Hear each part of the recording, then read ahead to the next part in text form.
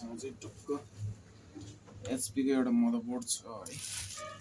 यसको प्रब्लम चाहिँ बोर्डै सर्ट थियो। यो मस्फेट चेन्ज गरिसकेको छौँ। त्यसपछि यो जुन भिटिडीको आइसी पनि एकदम हिट भइरहेको छ है।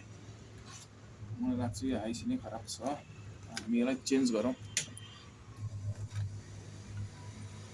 Now we have the L3 laptop problem is the VTD voltage is not generated and the IC is becoming hot, so we need to change or replace the chip.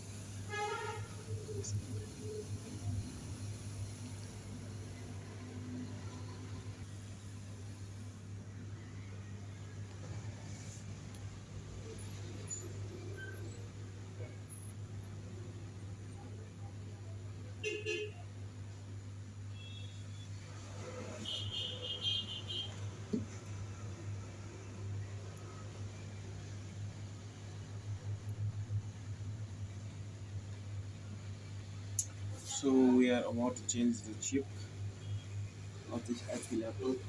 The air must need somehow low in this case.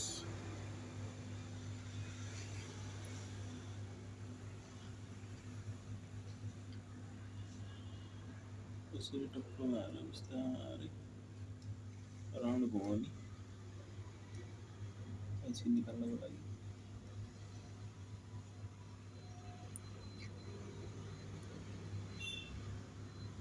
सजिलै आउँछ है, सजिलै आउँछ आइसी। त्यति गाह्रो छैन आइसी चेन्ज गर्नको लागि। र यो आइसीलाई हामीले चाहिँ अब टक्क लगाएर यता राखिदिने कि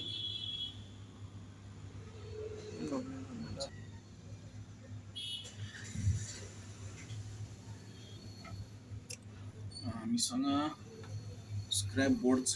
यसकोबाट हामीले आइसी निकालेर हाल्दैछौँ। ल्यापटप रिपेयर गर्नको लागि स्क्रैप बोर्डहरू स्क्रैप आइसीहरू हामीसँग हुनुपर्छ एभाइलेबलमा। सबभन्दा पहिला यो ट्र्याकहरूलाई अलिकति बक्स लगाउनुपर्छ है।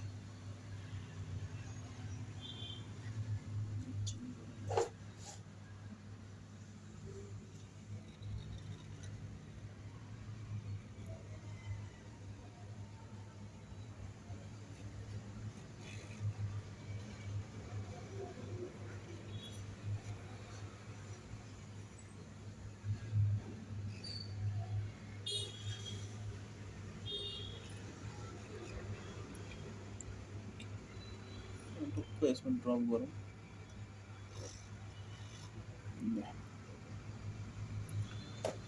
आइसी चेन्ज गर्न त्यति गाह्रो छैन। टक्क लाएर हामीले यसको ट्र्याक मिलाउनुपर्छ पहिला।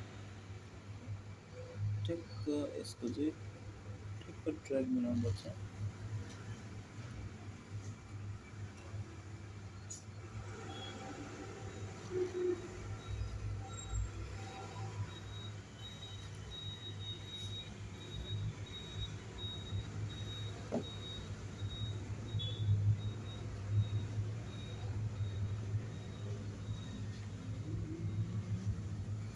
एयर लिमिटमा राख्नुपर्छ।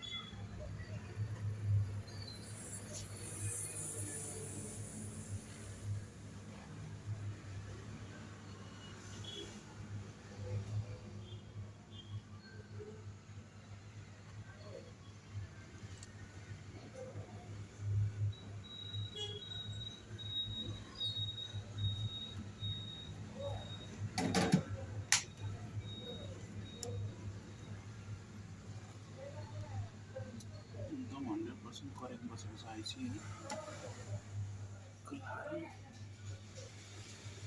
आइसी हालेर मात्रै हुँदैन, अर्को कुरा आइरनले यसको ट्र्याकहरू पनि सफा गर्नुपर्ने हुन्छ।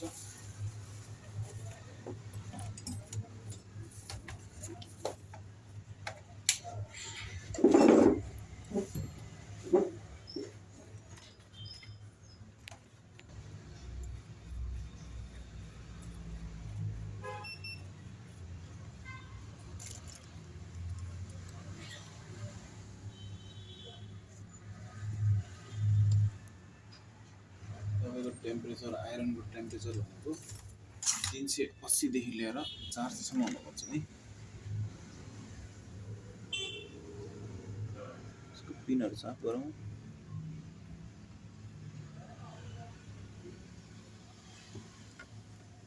पिनहरुमा पिन एक आपसमा जोइन हुनु हुँदैन।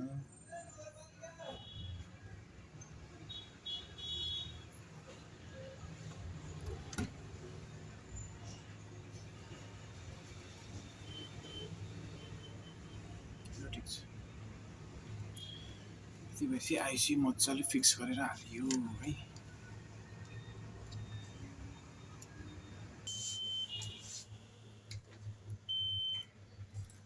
हाम्रो चाहिँ अब यो जुन सर्ट भएको एरिया चाहिँ यो मोसफेट हामीले चेन्ज गरिसकेको छौँ।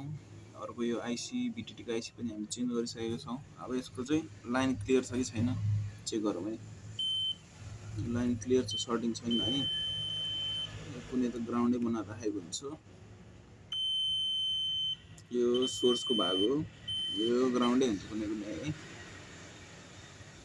यो क्यापेसिटरहरू सबै ठिक छ, कुनै पनि लाइन सर्ट छैन है। यो एउटा ग्राउन्डै हुन्छ, सबैलाई थाहा हुन्छ। एउटा ग्राउन्डै हुन्छ, एउटा पोजिटिभ हुन्छ। लाइन क्लियर छ। कोइलको सप्लाईहरू हेरौँ, ठिक छ, ठिक छ, सर्ट छैन, ठिक छ। कोरको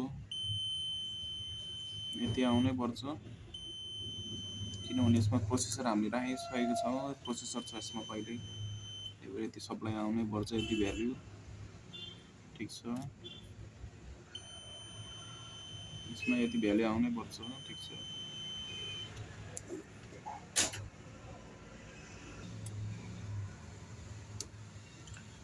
हाम्रो ल्यापटप रिपेयर भइसकेको छ। यो ल्यापटप चाहिँ अन नहुने ल्यापटप, नो पावर। अहिले चाहिँ हामीले आइसी चेन्ज गरिसकेको छौँ। अब ल्यापटप अन पनि हुन्छ है। 19 भोल्टको लाइन बत्ती बढिसकेको छ। ल्यापटप अन गरौँ। ल्यापटप देख्न सक्नुहुन्छ, ल्यापटप अन भइसकेको छ। मदरबोर्ड पनि अन भइसकेको छ, ल्यापटप अन भइसकेको छ। हामीले ल्यापटप रिपेयर गरिसकेका छौँ। ल, कसैको ल्यापटपहरू रिपेयर गर्नुपर्ने छ भने आउन सक्नुहुन्छ हाम्रो स्टोर पिआर ग्लोबल न्युरोड नगरपालिका। कसैको ल्यापटप मदरबोर्ड, हाम्रो काम भनेको ल्यापटपको मदरबोर्डहरू, मोनिटरको बोर्डहरू, ल्यापटप मोनिटरहरू हामीले रिपेयर गर्छौँ। आउन सक्नुहुन्छ न्युरोड नगरपालिका PR global Pokhara. Thank you.